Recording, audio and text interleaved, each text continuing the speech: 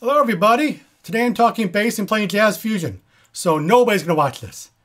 That's alright. I just gave you 2 videos of drums in the last month. This one's for me. Every once in a while I get one for me. This is for me. Alright, for anybody who's left, which is probably one person, first I'm going to talk about my Hagstrom Super Viking, which I'm acquiring, which is back here. Then I'm going to play a little bit of bass for you, and then I'm going to play basically what I'm going to call 1.5 mistakes. A little bit of jazz. I've been listening to some Snarky Puppy. It's probably not the best thing we're doing for you about to record an album, but have some fun. I've already recorded it. It's bad, but you'll see. We'll get to that later. All right, this is my Hagstrom Super Viking, which I'm going to be acquiring here soon from my father-in-law. So about 6 months ago, my father-in-law, hi Craig, called me up and said, hey, I'm looking for a 335 type guitar, which is this type, semi-hollow. I'm going to go to a music store. You want to go with me? And I said, sure. I like to play guitar.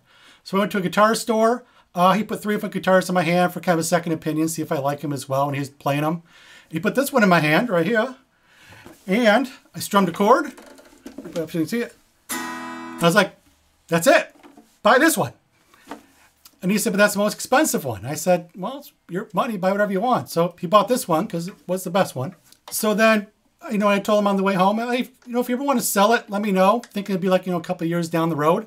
4 months later, he gives me a call and says, I'm thinking of selling the Hagstrom. I'm like, yeah. Or he's like, yeah, it just hangs in the wall. It looks really pretty. I mean, first off, it looks beautiful. Close up. Look at that. I could probably put that in my living room and my wife would be okay with it. All right.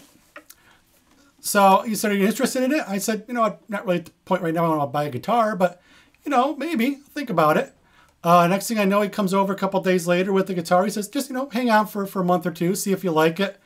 You know, at that point, then we can talk about if you want to buy it or not. So I held on to it, played it a bunch. You know, I liked it, but, you know, my home for me is a Fender Stratocaster. And I love my Tele too, but, you know, musically, my home is I put a Stratocaster in my hand. That's how what I feel a guitar should play like and sound like. But there are places I definitely want a little bit different sound, especially like a, you know, a semi-hollow sound or a humbucker sound. So I had it for a while, and I was actually about to bring it back to him. I thought to myself, let's give it one more shot, see what, you know, happens with it. So I went downstairs, plugged it in, hit my Friedman Motor City pedal, which I hardly ever use. Have a little loop going. Put the neck pickup up on there, and or the bridge pickup up on there, and started soloing. And I was playing stuff I didn't think I could play.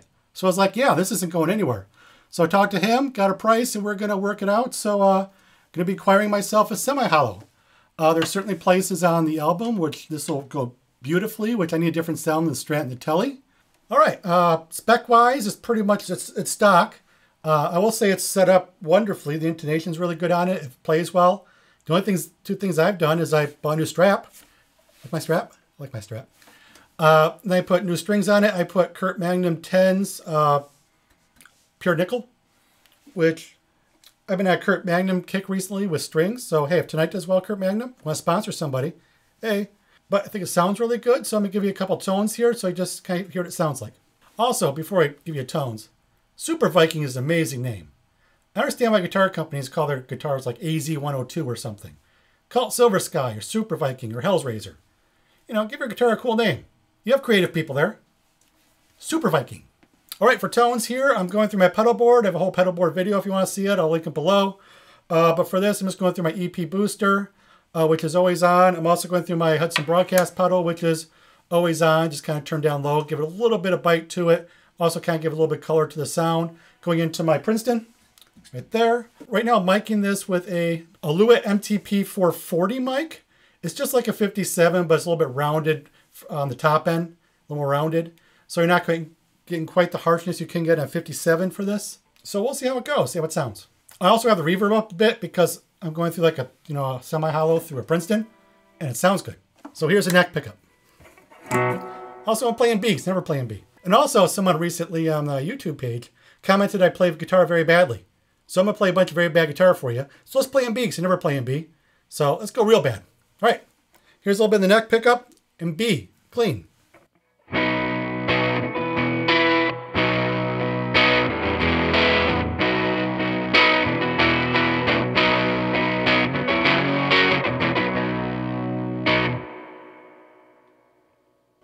Fetal position.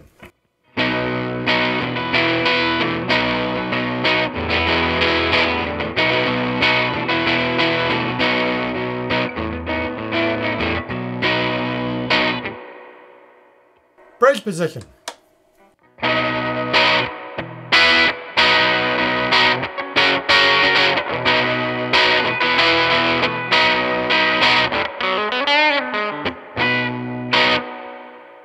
All right, now let's hit the Freeman Motor City drive. I'll kind of go through them again. Also put a little bit of delay on here too, for fun.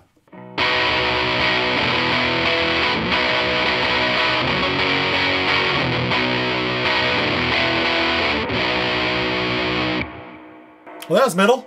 Here's neck.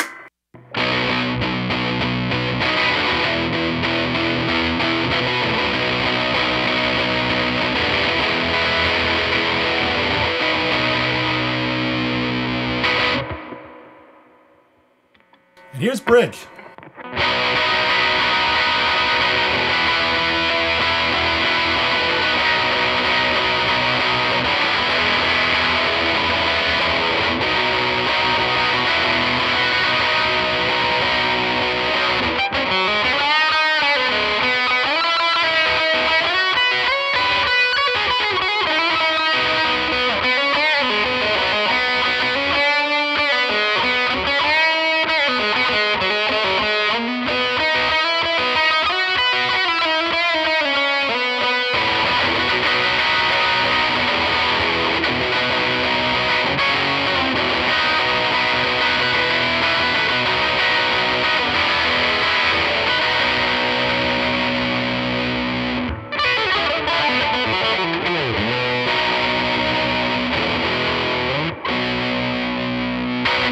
All right, next we're talking bass guitar. Goodbye, everybody. All right, for the one person who might be left, fun fact, I'm a bassist. I play guitar and keys, but like I just hit the buttons and I just like hit the notes and hope something melodic comes out at some point. But I can actually kind of play this. I was thinking about recently, I've been playing bass in bands for 25 years, recorded 7 albums playing bass. I think I played live with 8 different groups. So I can kind of play bass. I can root dig like you can't believe. So this is my bass. I've had a couple different basses over the years. This is my current one. I got a great deal on it because it's basically a loaded Fender Road Worn Jazz bass body, so I had the pickups and everything on it. But I had a Mighty Mite neck on it. So evidently whoever bought it just bought a loaded body or they broke the neck. But that's okay with me because I got a smoking deal on it. And I still got the sweet pickups and, you know, the body looks sweet. Look at that. That's what you want a bass to look like. Also, it's jazz bass. You can play jazz bass for anything. One day I'll have a P bass, but I'm very happy with my jazz bass. As far as like tuners and all stuff goes, it's just stock tuners, whatever tuners they threw on them. It's nothing fancy, nothing branded. Mighty Mite neck. I did take in my guitar guy at one point, and one of my pickups was going. So he called me up and said, hey, your pickup's going. If you want, you can buy a new one. Or I know a guy who winds them custom. I said, how much is a new one? He seemed to give me some price. I said, how much is winding a custom one? He said, like half as much as a new one. And I said, yeah, I want the custom mount pickup. So one of these is custom mount. I don't even know which one. Unlike guitars, where I know every single thing about every guitar, and I want certain ones for a certain tone, and I like watch videos and research that stuff. As far as bass goes, you know, even as a bassist, you know, I hit notes, it makes noise, we're good to go. Sounds bass-like? Yay! So I'm not going to go through all the different sounds and settings on a bass because, I mean, that would even bore me. But I will play a little bit for you. Basically what I usually have set up is, right now I have basically both my volumes wide open. I usually bring the neck one back just a touch. And for tone, I have about 3/4 of the way up. So we play some bass for you in a minute just to show you that I kind of know what I'm doing.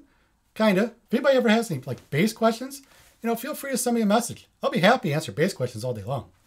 Nobody ever asked me bass questions. Just guitars and pianos and things. But I could talk about bass for hours. Nobody else wants to. I get that. But I like bass. Bass is good for you. Even Jack White likes bass. And there's now a bassist in his band. Oh, I got new headphones, studio headphones. I don't even know what they're called. I just got them off Amazon because they were on a deal and they had good reviews. And I just want studio headphones. Or recording headphones. I like they're nice and big and thick. I wouldn't mix with them or anything. I mean, they're not that great. I have really nice headphones upstairs I use to mix and do all my video stuff. But, I mean, They're thick and they're comfy. They sound, you can hear stuff through them. Here, Studio Pro 50s. They got a nice box. They have a nice little case that comes with them too.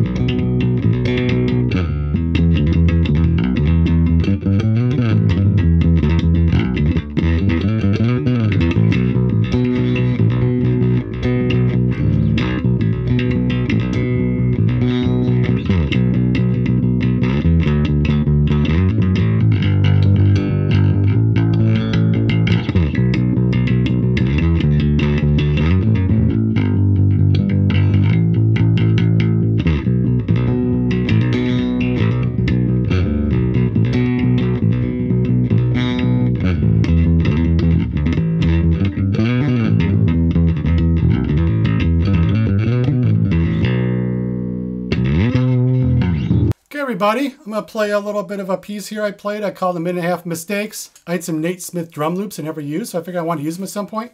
So I just kind of randomly stuck them up there, probably a bit too randomly. Then played along to it. I just played on the keyboard some in G minor, even though I never played in G minor, just something new. So I put some organ down in G minor, played some guitar and bass over top that. Now I play jazz guitar like a blues guitarist, so it's not good. Don't listen to it. It's going to be really bad. It's all really bad. Don't listen. But I wanted to do it, so I did it. So here's 1.5 Mistakes. Have fun. I'm sorry. I'm sorry, people who actually can do these things. Sorry. All right. Bye.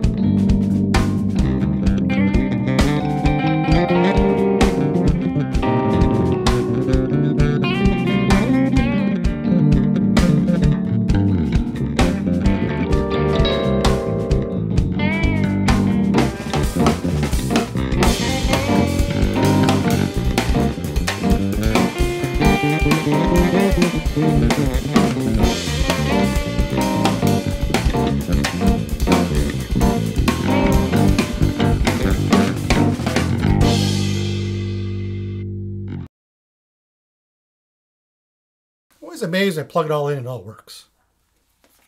I don't think it's going to blow up.